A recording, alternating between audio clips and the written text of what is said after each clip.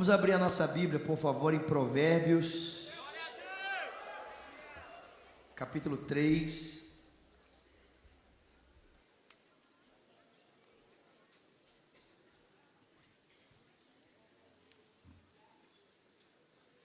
Provérbios, capítulo 3. Obrigado.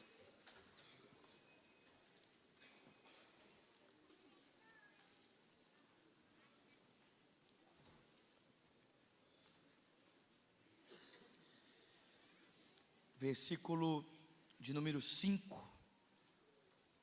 verso 5, Provérbios 3, verso 5, diz assim: confia no Senhor de todo o seu coração e não se apoie no seu próprio entendimento. Reconhece o Senhor em todos os seus caminhos, e Ele endireitará as suas veredas. Verso 7 diz: não seja sábio aos seus próprios olhos, tema o Senhor e evita o mal. Isso lhe dará saúde ao corpo e vigor aos ossos. E no verso 9 ele diz: honra o Senhor com todos os seus recursos e com os primeiros frutos de todas as suas plantações. Seus celeiros ficarão plenamente cheios e os seus barris transbordarão de vinho. Amém? Nós vamos entregar os nossos dízimos e as nossas ofertas. Amém, irmãos? Glória a Deus. Feche os seus olhos. Você já sabe, o dízimo é a 10ª parte de tudo que temos recebido do Senhor. E a oferta é uma expressão da nossa gratidão. Não seja negligente na entrega dos seus dízimos. Não seja negligente na entrega da sua oferta. Amém, querido? Amém? Honre o Senhor. Honre a Ele nesse momento, com a entrega dos seus recursos. Senhor, recebe a expressão do nosso amor e da nossa fidelidade nesse momento, da nossa gratidão a Ti por tudo que tens feito por nós. Nós oramos agradecidos em o nome de Jesus, e quem crê diga amém. Amém. Então, enquanto os diáconos passam a salva dos dízimos e das ofertas, vamos abrir a nossa Bíblia no livro de Gálatas, por favor. Enquanto você vai abrindo a sua Bíblia, deixa eu fazer um convite para você. Semana que vem, sábado que vem e domingo que vem, dia 27 e 28, né? É isso? Sábado, dia 27, domingo, dia 28, nós estaremos comemorando 2 anos da Lagoinha Paquetá. Obrigado, irmãos, pela alegria de vocês, pela empolgação, amém? Eu fiquei tão empolgado que eu não quero mais nem fazer o convite. Eu disse que nós vamos estar fazendo 2 anos de Lagoinha Paquetá. E eu queria muito que você participasse do aniversário da Lagoinha no Paquetá, amém? Nós vamos ter uma programação especial lá no sábado, a partir das 19h30, e também no domingo, a partir das 18 horas. Você é o meu convidado, venha estar conosco. Nosso endereço é Rua Maria Cândida de Jesus, número 840, bairro Paquetá, Jardim Paquetá. Então vai ser um tempo tão gostoso e você não pode ficar de fora. Faça-nos uma visita no aniversário da igreja.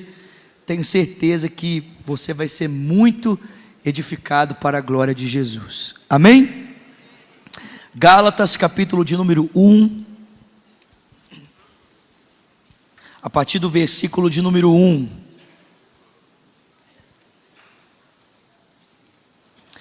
Paulo, apóstolo enviado, não da parte de homens, e nem por meio de pessoa alguma, mas por Jesus Cristo e por Deus o Pai, que o ressuscitou dos mortos. E todos os irmãos que estão comigo, as igrejas da Galácia, A vocês, a graça e a paz da parte de Deus, o nosso Pai, e do Senhor Jesus Cristo, que se entregou a si mesmo pelos nossos pecados, a fim de nos resgatar desta presente era perversa, segundo a vontade de Deus, o nosso Pai, a quem seja a glória para sempre.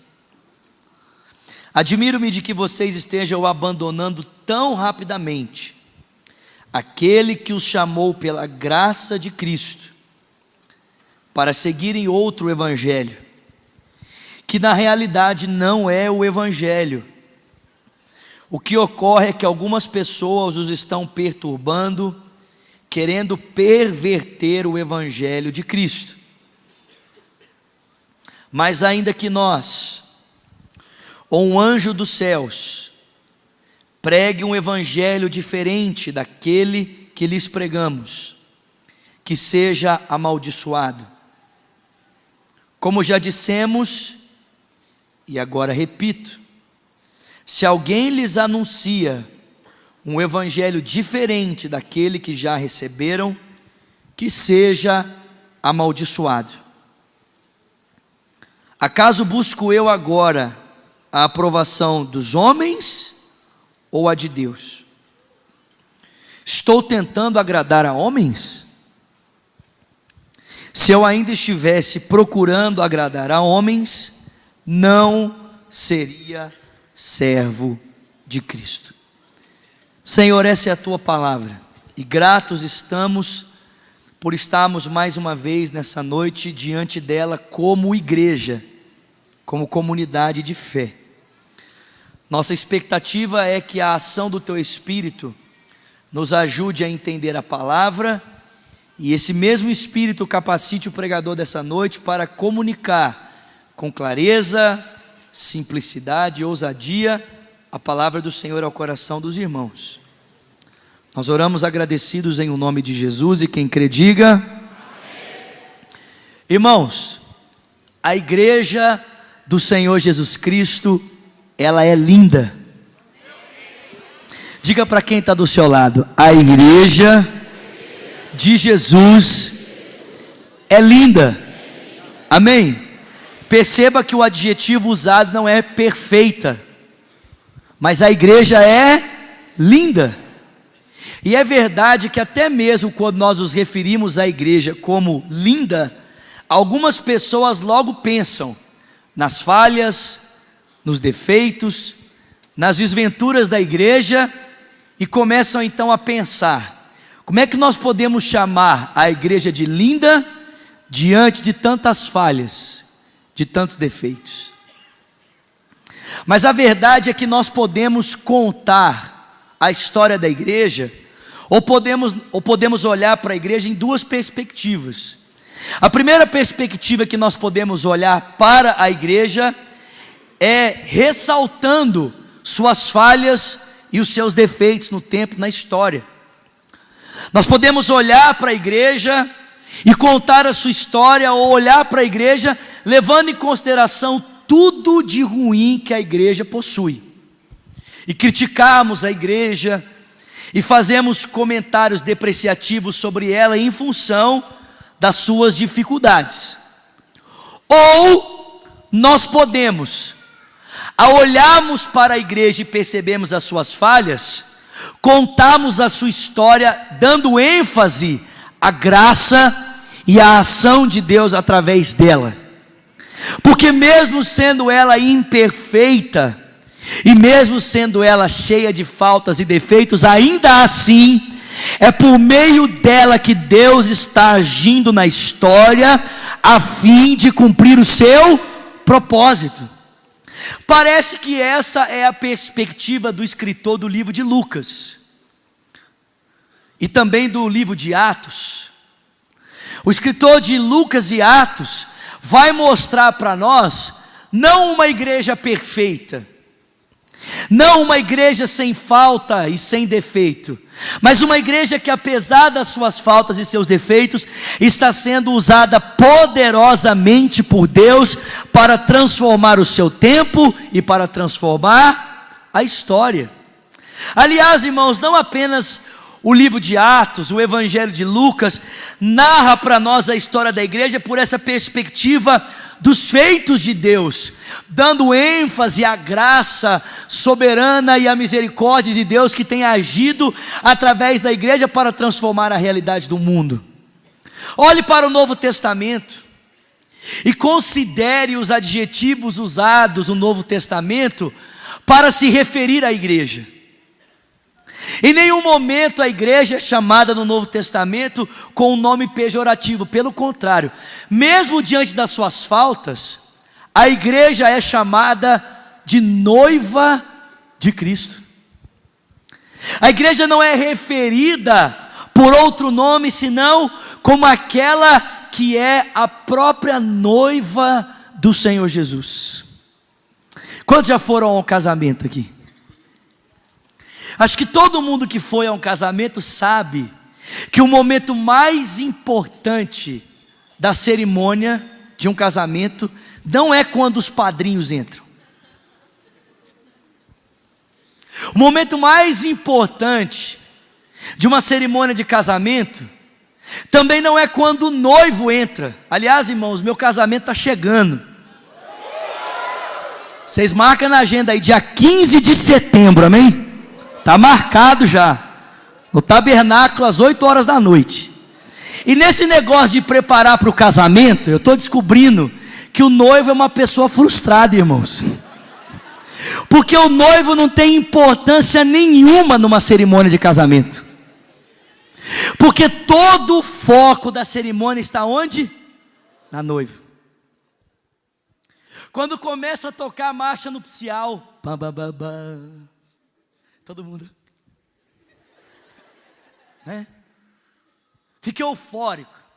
A igreja levanta, as mulheres começam a chorar, porque o sonho de toda mulher é vestir de noiva. Fica aquele ambiente diferente no ar por causa da noiva.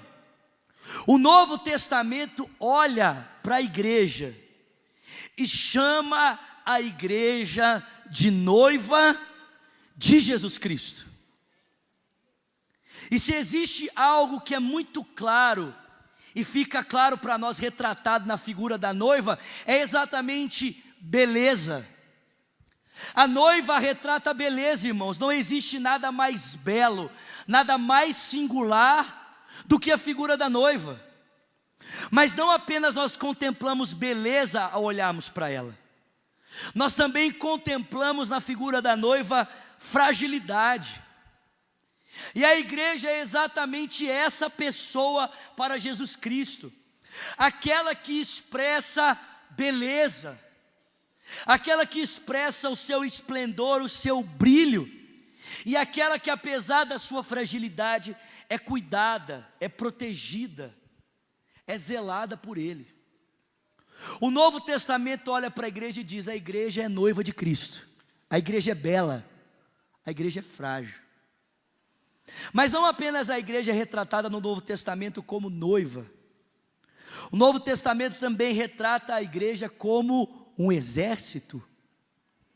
E se na figura da noiva nós encontramos beleza e fragilidade, na figura do exército nós encontramos força. Jesus proclama a respeito da igreja em Mateus capítulo 16, que Ele vai edificar a sua igreja, e as portas do inferno não prevalecerão contra ela. Se você já assistiu um filme de guerra, você sabe que nenhum exército vai para a batalha despreparado. Pelo contrário, vai devidamente preparado para entrar em confronto com o seu adversário, a fim de obter vitória. A igreja é aquela que expressa beleza, fragilidade, mas é aquela também que está apropriada da autoridade do próprio Cristo, para avançar contra as portas do inferno, implementando o governo de Deus. A igreja é noiva, a igreja é exército, a igreja é corpo, a igreja é família, a igreja é videira. Todas essas figuras são usadas no Novo Testamento para expressar a igreja. E perceba, nenhuma delas é uma figura morta. Todas as figuras usadas no Novo Testamento para retratar a igreja são figuras vivas, que expressam um movimento, ação. Porque a igreja do Senhor Jesus Cristo não é um organismo morto, irmãos, ela é um corpo vivo. Ela é o próprio corpo de Cristo, amém? Talvez a única figura no Novo Testamento que expressa a igreja em termos mais concretos, no sentido de não ter movimento, seja a figura do templo. Mas até mesmo quando Pedro se refere à igreja como templo, vai dizer que esse templo é feito de pedras vivas. Porque a igreja do Senhor é uma igreja viva, irmãos. Ela não é perfeita, ela é cheia de falhas e defeitos, mas é exatamente nas falhas e defeitos da igreja que a graça de Cristo se torna evidente, porque Ele usa essa igreja imperfeita na história para cumprir o seu propósito e cumprir a sua vontade. E como é que Cristo vai conduzindo essa igreja viva? Como é que Cristo vai conduzindo essa igreja que é noiva, é exército, a fim de cumprir o seu propósito? Em primeiro lugar, é claro que Cristo conduz a igreja através da ação do seu Espírito. Mas existe uma maneira muito peculiar pela qual Cristo conduz a igreja, a fim de que ela cumpra esse propósito de ser a agente de Deus para a transformação do mundo. E o instrumento que Deus usa para conduzir essa igreja é o Evangelho. O Evangelho é o meio pelo qual Deus está nos orientando, nos conduzindo. Uma vez que a igreja é uma igreja viva, e é por meio dela que Deus está agindo e transformando o mundo, é impossível que essa igreja não tenha um contato com o mundo à sua volta. E Deus, a fim de conduzir essa igreja, então dá a ela o Evangelho, para que o Evangelho seja esse parâmetro, esse meio pelo qual Deus está conduzindo a sua igreja na história. Mas preste atenção, é verdade que nesse movimento vivo da igreja, de agir cumprindo o propósito de Deus, e sendo guiada por meio do Evangelho, a igreja pode se perder. A igreja pode perder de vista o Evangelho e, consequentemente, perder também o seu propósito singular de cumprir com o seu chamado de transformar o mundo. A igreja pode, irmãos, nesse diálogo com o mundo, com a cultura e nesse cumprimento do propósito de Deus, de repente se perder do Evangelho. E ao se perder do Evangelho, automaticamente nós podemos correr o risco de nos perdermos no cumprimento da nossa missão. E como é que a gente se perde do Evangelho? Primeiro, a gente se perde do Evangelho quando a gente pensa que pode pensar o Evangelho pelos parâmetros do mundo à nossa volta. Quando a gente tenta acoplar a mensagem de Deus à expectativa do tempo e do mundo que nós vivemos. Então vou dar um exemplo.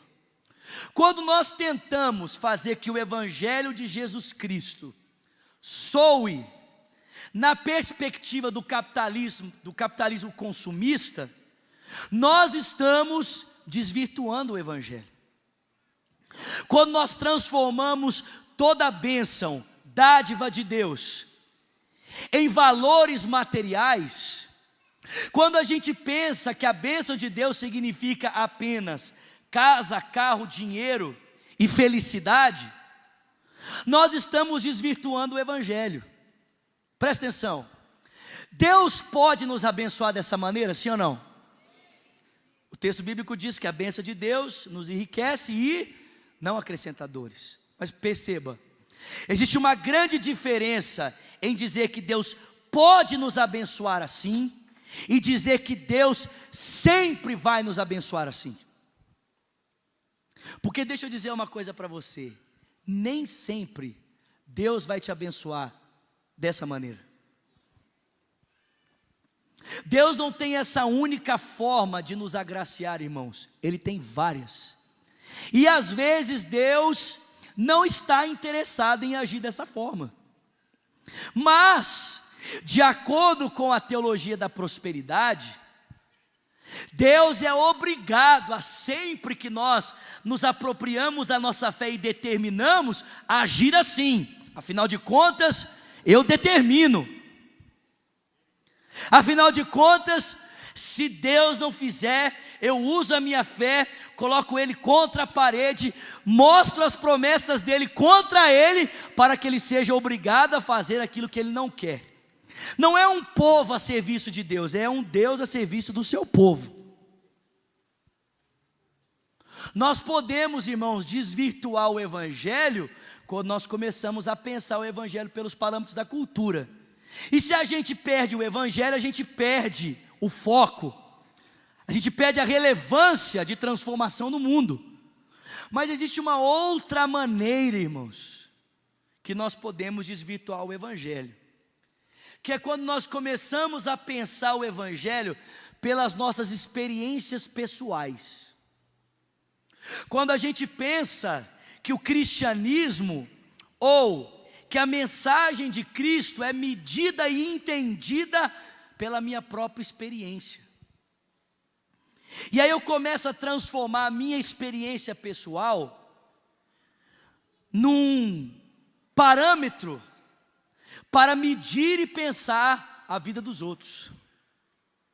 Eu começo a transformar a minha experiência pessoal com Deus na régua pela qual eu vou medindo ou aferindo a vida espiritual das pessoas. E se as pessoas não experimentaram o que eu experimentei, então tem alguma coisa errada. Presta atenção, meu irmão. Todas as vezes que nós nos perdemos do Evangelho, automaticamente o nosso papel como cumprimento do propósito de Cristo, ele se perde também, porque a maneira pela qual Deus nos torna relevantes e nos dirige na história para sermos transformação, é através do Evangelho. E é por essa razão que Paulo está escrevendo essa carta, porque o cristianismo desses irmãos está sendo comprometido. Por quê? Porque eles estão pensando a sua fé, eles estão pensando os parâmetros do Evangelho a partir de uma cultura, a partir da experiência pessoal de um grupo de indivíduos. Eles estão pensando o Evangelho a partir do judaísmo. E ao pensarem o Evangelho a partir do judaísmo, automaticamente a mensagem de Cristo está sendo comprometida por causa dessa cultura judaizante. E escuta aqui, irmãos. Todas as vezes que o Evangelho é comprometido, duas coisas a respeito do Evangelho vai acontecer. A primeira coisa que vai acontecer a respeito do Evangelho quando ele é comprometido, é que ele acaba se tornando um Evangelho legalista. Não soa mais como o Evangelho da graça, soa como um conjunto de regras e doutrinas que devem ser obedecidas, a fim de você tornar-se no parâmetro de alguém que o estabeleceu. Quando o Evangelho é comprometido pela cultura, se você não está dentro desses parâmetros, você não serve. Isso é legalismo. Porque o Evangelho não estabelece parâmetros, o Evangelho nos traz um relacionamento. O Evangelho não é um conjunto de regras e doutrinas, o Evangelho é uma perspectiva de relacionamento com Deus através de uma pessoa chamada Jesus Cristo. Mas quando a gente negocia o Evangelho, a gente acaba se tornando legalista. E o problema do legalismo é que ele parece com o Evangelho, mas não é. Não tem nada de Evangelho nele. O segundo problema é que a suficiência de Cristo começa a ser diminuída. Então Jesus já não é mais o centro, a razão, o propósito. Jesus começa a ser subtraído, ele perde a sua relevância, perde a sua significância. Os Gálatas estavam fazendo isso, estavam se tornando legalistas e reduzindo a suficiência de Jesus. Por quê? Porque o pessoal dizia assim: não, Jesus é bom, mas Jesus mais alguma coisa. Jesus é bom, mais a circuncisão. Jesus é bom, mais a guarda do sábado. Jesus é bom, mais a obediência das festas judaicas. E perceba, querido, porque o evangelho está sendo pensado nos parâmetros de uma cultura. As pessoas estão se tornando legalistas e reduzindo a suficiência de Cristo. E é por isso que Paulo escreve essa carta, para chamar esse pessoal de volta, para dizer para eles: vocês não percebem que a missão de vocês está se tornando comprometida na medida em que vocês estão comprometendo o evangelho? Vocês não percebem que o testemunho público de vocês está se tornando comprometido à medida em que vocês comprometem a mensagem de Cristo? Porque a partir do momento que vocês estão pensando o evangelho pelos parâmetros dessa cultura ou pela experiência pessoal de vocês, vocês estão se tornando legalistas, reduzindo a suficiência de Cristo e perdendo a capacidade de ser o meio pelo qual Deus age na história para a transformação do mundo. Irmãos, nós precisamos extirpar esse mal da nossa vida. Que mal? O legalismo. Tem gente aqui que quando começou a sua vida cristã, você era vibrante, você era alegre, você era cheio de ânimo, cheio de alegria. E aí, com o passar do tempo, começaram a dizer para você: não, Jesus é bom, mas isso aqui. Não, Jesus é bom, mas aquilo ali. E aí, à medida que você foi tentando se enquadrar nesses parâmetros que foram trazidos a você, que não tem nada a ver com o evangelho, sabe o que aconteceu? Você morreu. Seu cristianismo não é mais vivaz, não é mais alegre, não é mais livre. É cheio de recomendações e regulamentos que não tem nada a ver com o relacionamento com Deus. Presta atenção, meu irmão.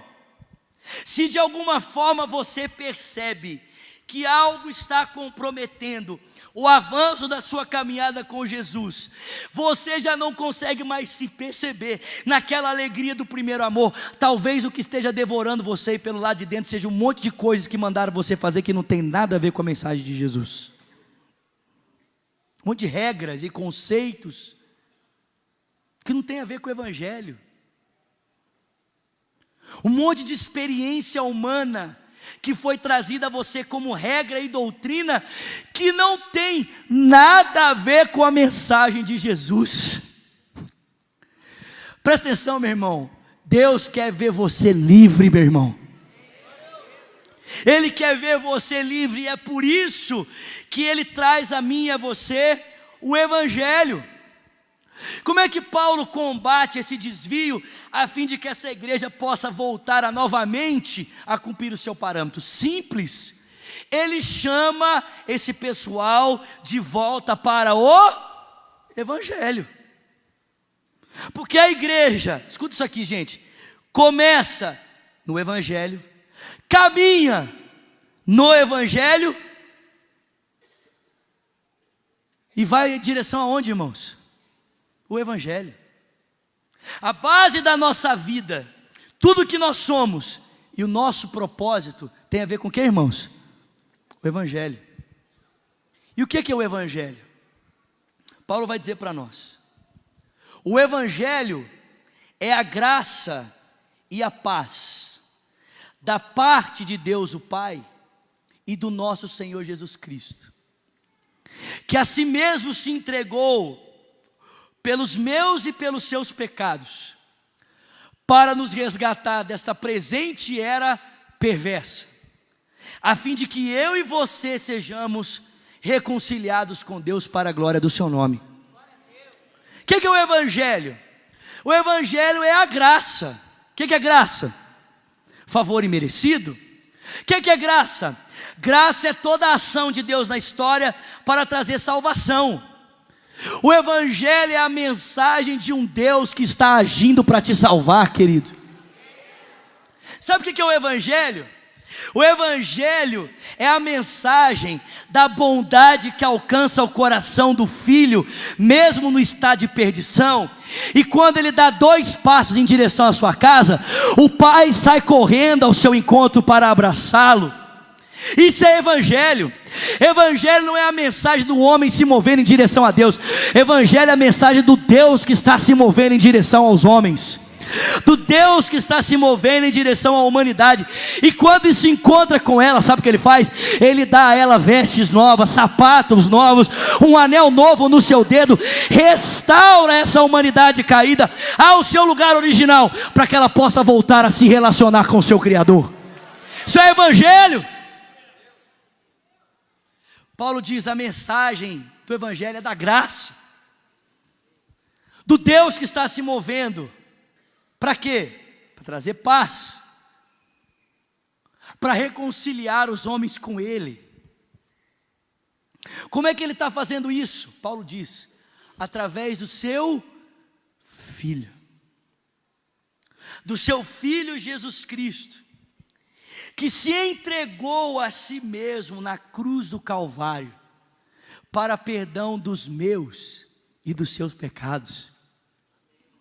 Como é que Paulo decide recobrar vivacidade, alegria, relevância dessa igreja, extirpando o legalismo, essas perspectivas equivocadas de pensarem a fé, que levam à redução da suficiência de Cristo e à legalidade? Simples, ele diz: vamos voltar para o Evangelho, vamos voltar para a mensagem simples, vamos voltar para a realidade de Deus. E que realidade é essa? Simples: Deus está se movendo para trazer paz aos homens, através da entrega do seu Filho Jesus Cristo na cruz do Calvário.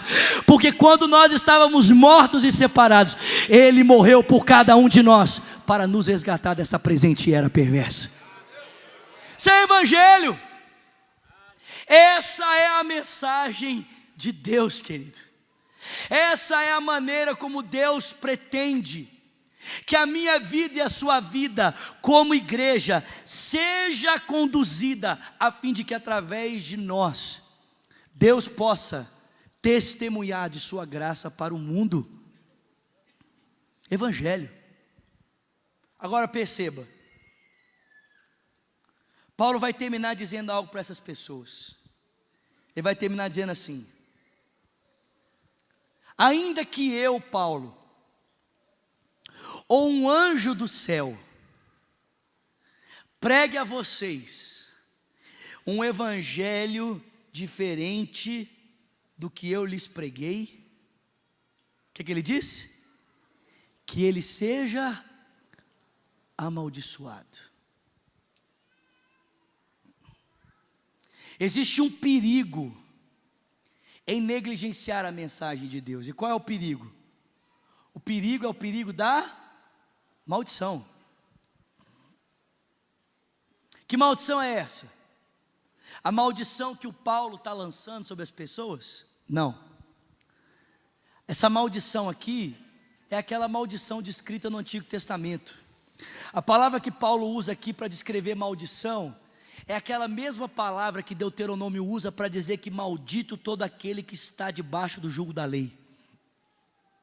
Ou seja, se não faz sentido para você ser de Cristo, conduzido pelo Evangelho por meio da graça, Paulo diz: então o que resta para você é permanecer debaixo do jugo da lei e experimentar de maldição. Porque não existe uma outra forma de o homem ser livre da maldição da lei, senão se colocando sobre a tutela, o senhorio de Cristo. Debaixo do senhorio de Cristo, estamos reconciliados com Deus e envolvidos em graça. Mas Se o evangelho para nós não faz sentido e nós pensamos que podemos, pelo nosso próprio esforço, pela nossa própria perspectiva, darmos o jeito de alguma forma, cumprimos com tudo aquilo que Deus está nos dizendo, ou com a nossa expectativa do que significa servir a Cristo, Paulo diz: o que resta para mim e para você é maldição. Maldição da lei. É experimentar daquele peso de condenação que os homens experimentam por estarem separados de Deus. Eu não sei você, meu irmão, mas eu quero a graça. Eu não sei você, mas eu quero ser conduzido por Deus através do evangelho. Eu não sei você, mas eu quero continuar fazendo parte da igreja.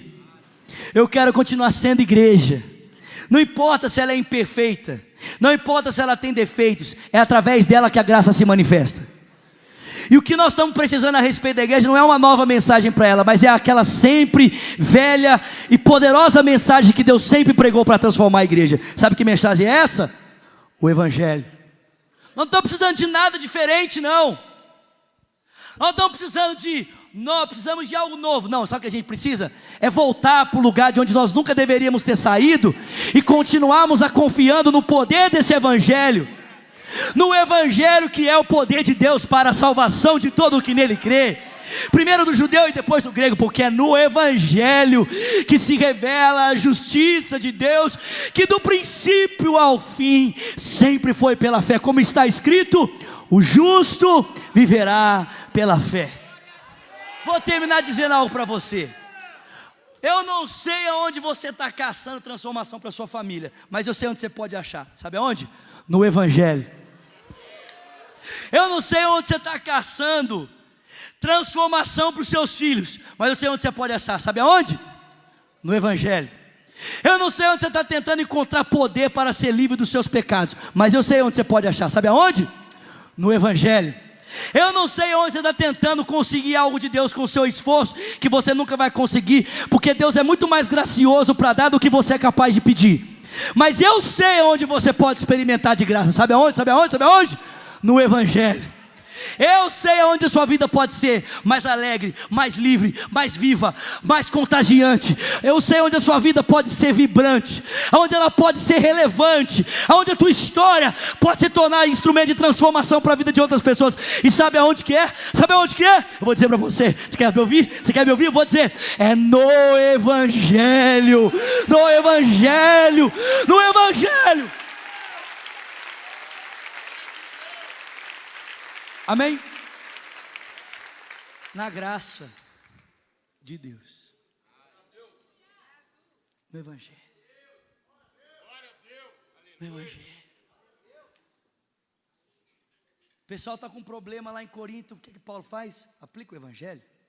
E em Efésios? O evangelho também. O pessoal está se embriagando. Paulo aplica o evangelho. O pessoal está em pecado. O que aplica? O evangelho. E para disciplinar, o que é? O evangelho. Para restaurar?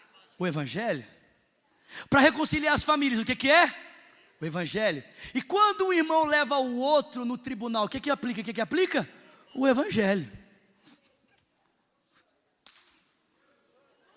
Para pensar a igreja, os ministérios, os dons espirituais, os dons sobrenaturais, os dons ministeriais, o que é, irmãos? O que é?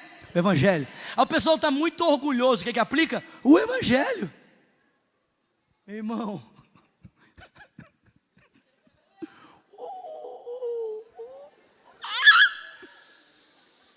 Porque dele, por ele e para ele são todas as coisas, e a glória seja dada somente a Ele na igreja em Cristo Jesus.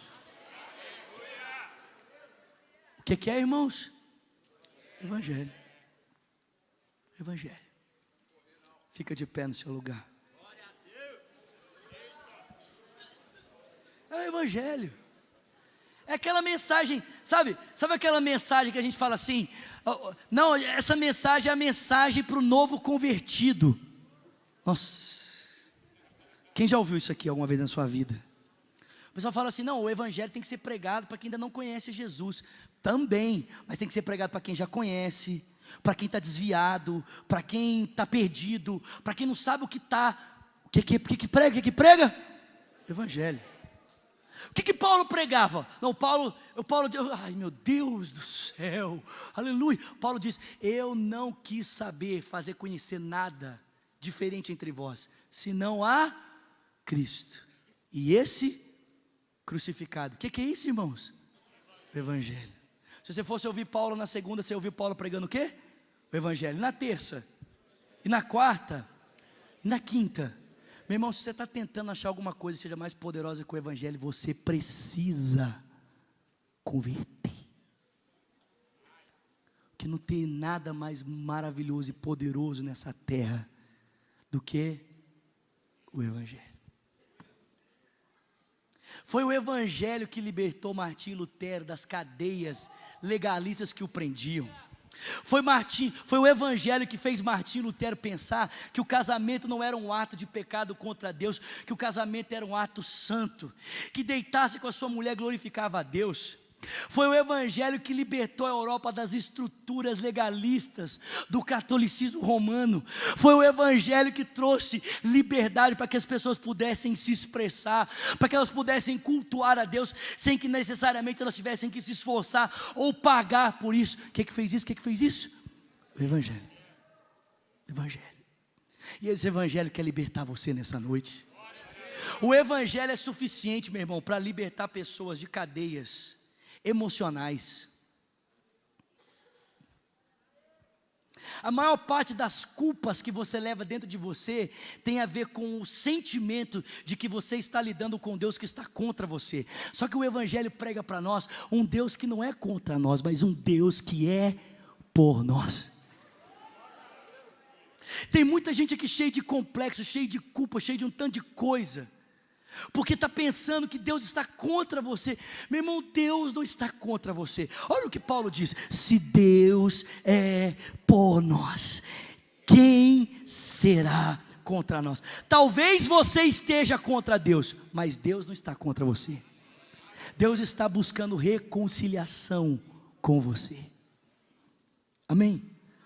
A mensagem do Evangelho é que Deus não está com raiva de você não, querido. Deus te ama e Ele quer te perdoar. Amém. Feche os seus olhos, por favor. Existe alguém aqui nessa noite que quer entregar a sua vida a esse Evangelho?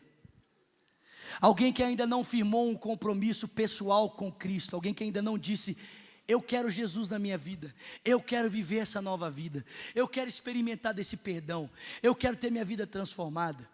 Existe alguém aqui que nessa noite ainda está afastado dos caminhos do Senhor? Talvez um dia você já caminhou com Jesus, mas hoje você se encontra longe dos caminhos do Senhor, e nessa noite a mensagem do Evangelho tocou o seu coração, e você quer voltar para Deus, você quer voltar para o Evangelho, você quer voltar para Cristo. Existe alguém?